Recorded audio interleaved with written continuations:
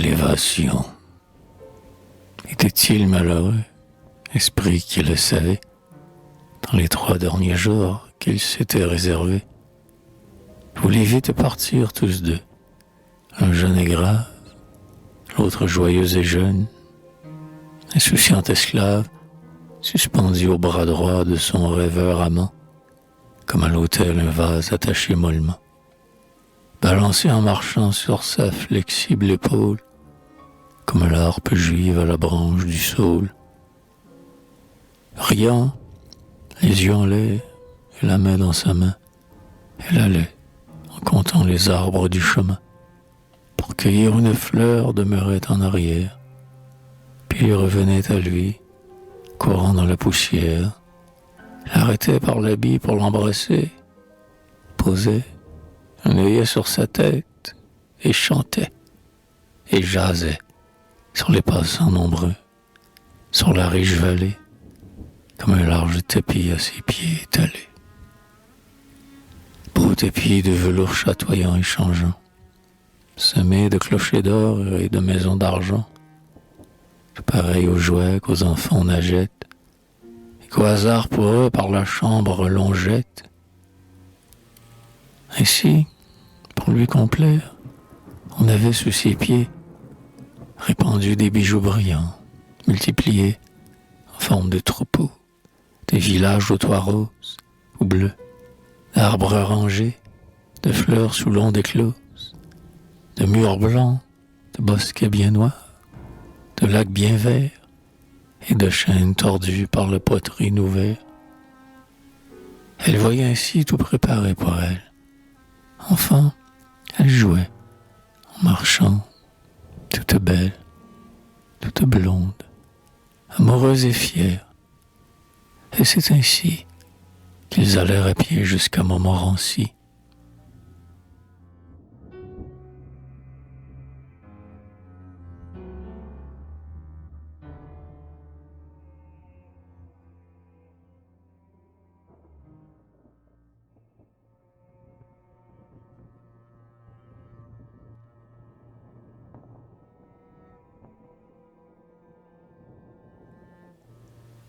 Ils passèrent 2 jours d'amour et d'harmonie, de chants et de baisers, de voix, de lèvres unies, de regards confondus, de soupirs bienheureux, qui furent 2 moments et 2 siècles pour eux. La nuit, on entendait leurs chants, dans la journée, leur sommeil, quand leur âme était abandonnée au caprice divin du désir. Le repas était rare, distrait.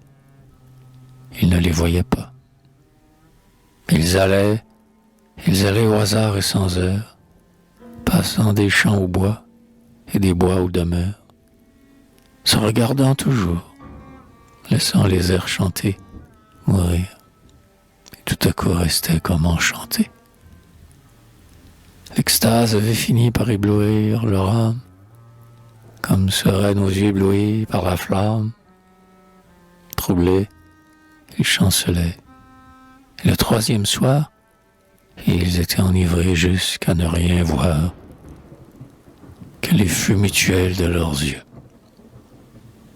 La nature est à l'événement sa confuse peinture, autour du front aimé, derrière les cheveux, que leurs yeux noirs voyaient tracer dans leurs yeux bleus. Ils tombèrent assis sous des arbres. Peut-être. Ils ne le savaient pas. Le soleil allait naître ou s'éteindre. Ils voyaient seulement que le jour était pâle, et l'air doux, et le monde en amour.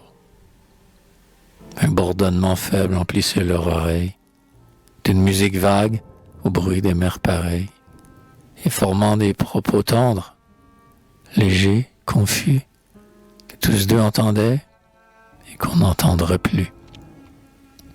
Le vent léger disait de la voix la plus douce: quand l'amour m'a troublé, je gémis sous la mousse. Les mélèzes touffus s'agitaient en disant, secouant dans les airs le parfum séduisant du soir car le parfum, le secret langage que l'amour enflammé fait sortir du feuillage. Le soleil incliné sur les monts dit encore, par mes flots de lumière et par mes gerbes d'or, je réponds en élan aux élans de votre âme. Pour exprimer l'amour, mon langage est la flamme. Et les fleurs exhalaient de suaves odeurs, autant que les rayons de suaves ardeurs. Et l'on eût dit des voix timides et flûtées, qui sortaient à la fois des feuilles veloutées.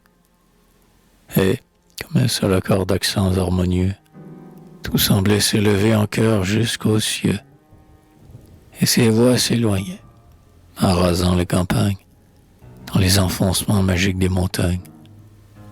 Et la terre, sous eux, palpitait mollement, comme le flot des mers ou le cœur d'un amant.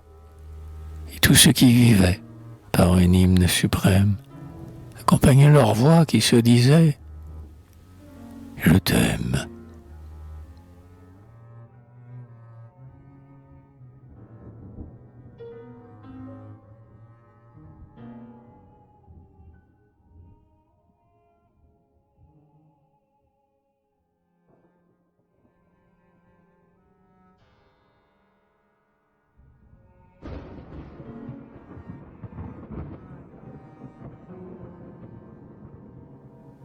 Alors c'était pour mourir qu'ils étaient venus là.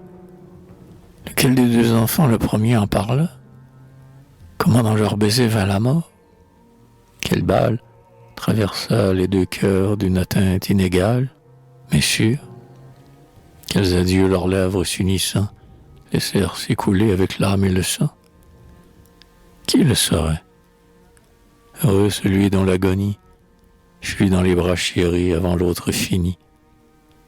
Heureux si nul des deux ne s'est plaint de souffrir, si nul des deux n'a dit qu'on a peine à mourir, si nul des deux n'a fait, pour se lever et vivre, quelque effort en fuyant celui qu'il devait suivre, et, reniant sa mort, par le mal égaré, a repoussé du bras l'homicide adoré. Heureux l'homme surtout, s'il a rendu son âme, sans avoir entendu ses angoisses de femme, ses longs pleurs, ses sanglots, ses cris perçants et doux, qu'on apaise en ses bras ou sur ses deux genoux, pour un chagrin. Mais si la mort les arrache, font que l'on tord ses bras, qu'on blasphème, qu'on cache, dans ses mains son front pâle et son cœur plein de fiel, qu'on se prend du sang pour le jeter au ciel. Mais qui sera leur fin?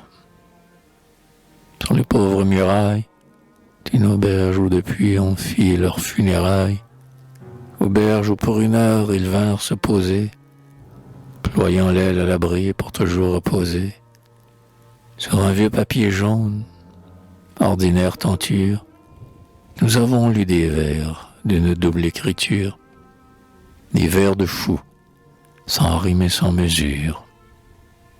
Un mot qui n'avait pas de suite était tout seul en haut. Demande sans réponse, énigme inextricable, question sur la mort. 3 noms sur une table profondément gravés au couteau. C'était d'eux tout ce qui demeurait. Et le récit joyeux d'une fille au bras rouge. Il n'avait, disait-elle, rien oublié. La bonne eut quelques bagatelles qu'elle montre en suivant leurs traces, pas à pas. Et Dieu, tel est le siècle, ils n'y pensèrent pas.